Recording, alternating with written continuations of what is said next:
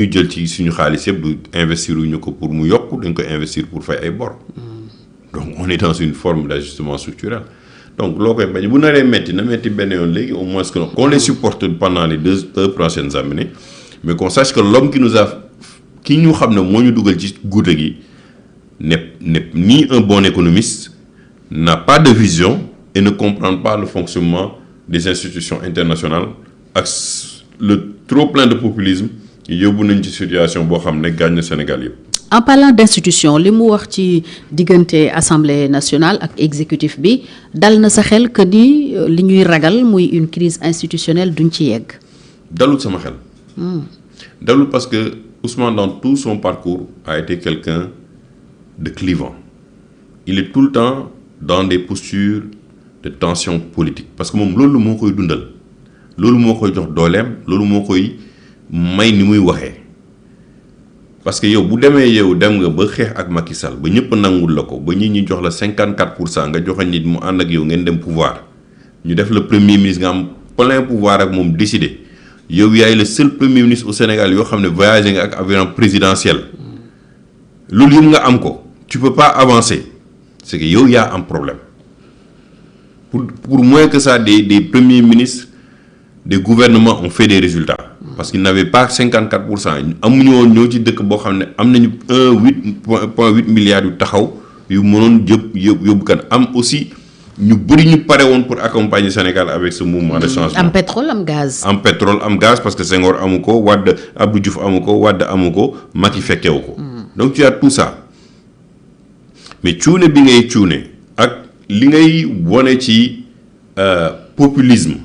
parce que populisme. da lay wax loo xam ne neex naa dégg.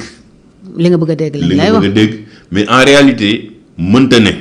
parce que levier yi ñu ko bëggee defee moo amul fi nga ko sukkandiku moo amul mais loolu bu ñu eggee ba heure bii nga mën ko dégg moom parce que moi nee naa nu mu ñëwee assemblée nationale jaarul yoon maintenant man du ma ci dellu di ci xuus parce que comme am nañu saisir conseil constitutionnel. bu conseil constitutionnel àddoo ñu ne jaar na yoon ma ne ok je respecte la loi donc jaar na yoon maa nekkoon ci tort maintenant accepter aussi bu nekkee leneen ñu accepté ko mu ñëw assemblée nationale depuis ba mu toogee ci assemblée nationale ba léegi ci diir gu gàtt rek sentir nga ne tension la bëgg indi non ñun du ñu nangu lii du ñu bàyyi exécutif bi def lii. menace de censure dinañ ko contre voilà menace de censure avant menace de censure bi nekk le président de la république daf leen waroon consulter. dalaa muy jël premier ministre. après sur le gouvernement dem na ne premier ministre waxtaan ak moom jiwóowuñu décidé na ne ministre yi bu ñu bokk ñi fa des ay traître lañu ça veut dire que li ma tuddee la violence institutionnelle loolu Ousmane Sonko daf ko fa bëgg a dundal léegi parce que xam na ne la violence de rue mënatul am nit ñi du ñu génn di bàyyi seen doom yi ñuy doon def entre 2021 ak 2024 pour ñu mën a loolu mënta am donc la violence institutionnelle c'est ça mais li gën a garaaw mooy li ma wax mais Fatou yow nga teg sa cin nga togg si ceebu jën bu neex ba lépp pare yëpp pare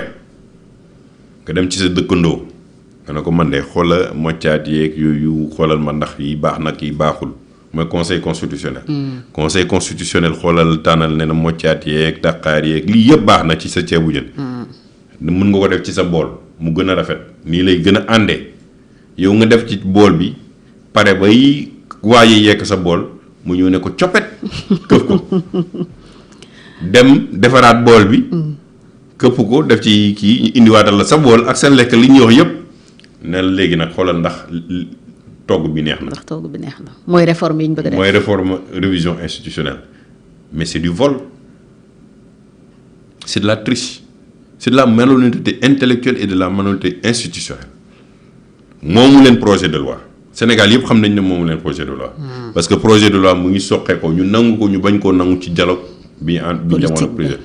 nanguwuñu lépp. président mooy président à la fin ses prérogatives mooy mu indi. mu génne avant projet de loi Sénégal yëpp gis ko ba conseil constitutionnel àddu ci ba jox ci ay kiyam. moo saisir d'ailleurs pour avis. waaw pour avis. yow nga këf ko liggéeyoo ci dara ne non corrigé naa ko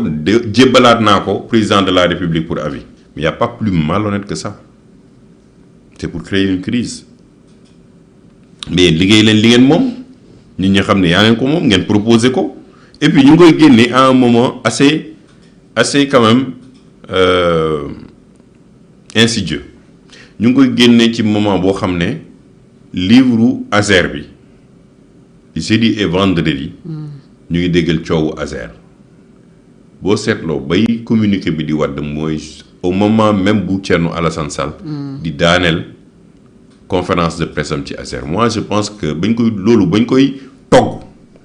c'était pour avoir un contre-feu par rapport à l'histoire de Azer parce que ampleur bi mu jël dafa bëri 37 milliards yoo xam ne dugg na ci réew mi xamuñu fu mu jaar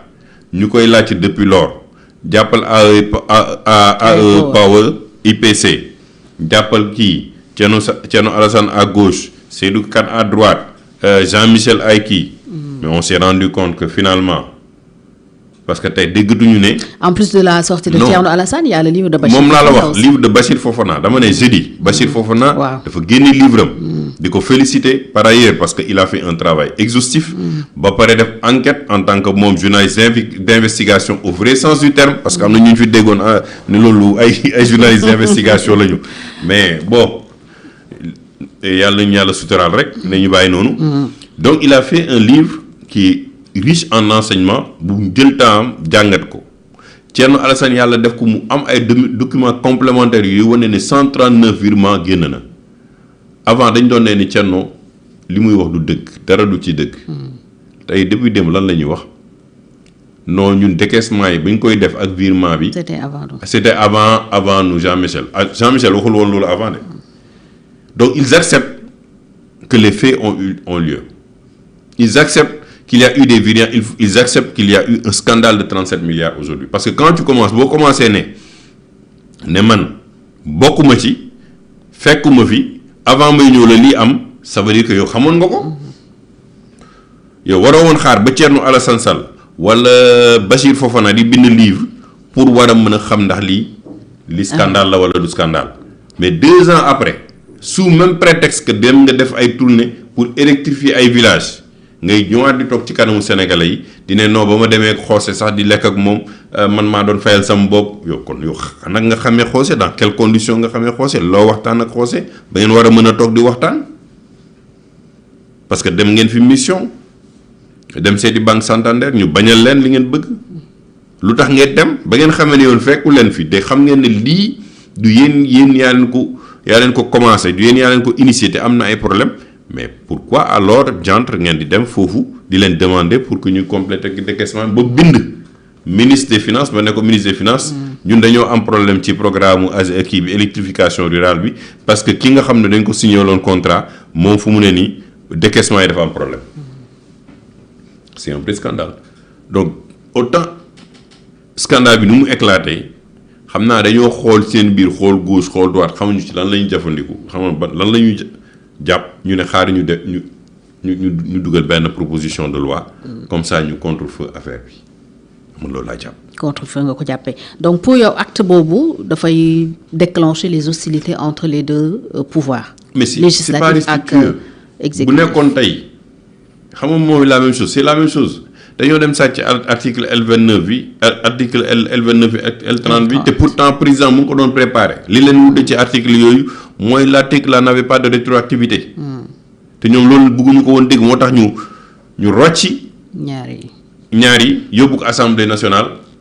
en mode fast track pour satisfaire Ousmane Sonko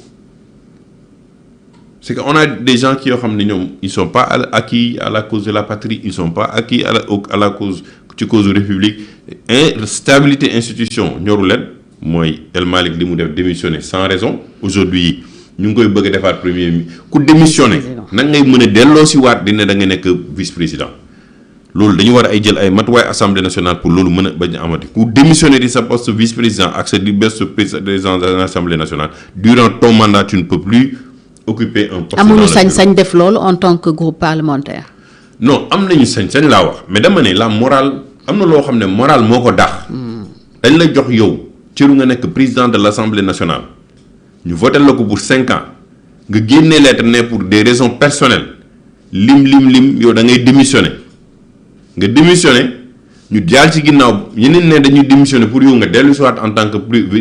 c'est des jeux de siège yoo xam ne ça n'a aucun sens amul benn lu muy dolli Sénégalais ci seen vie mais ça te montre à quel niveau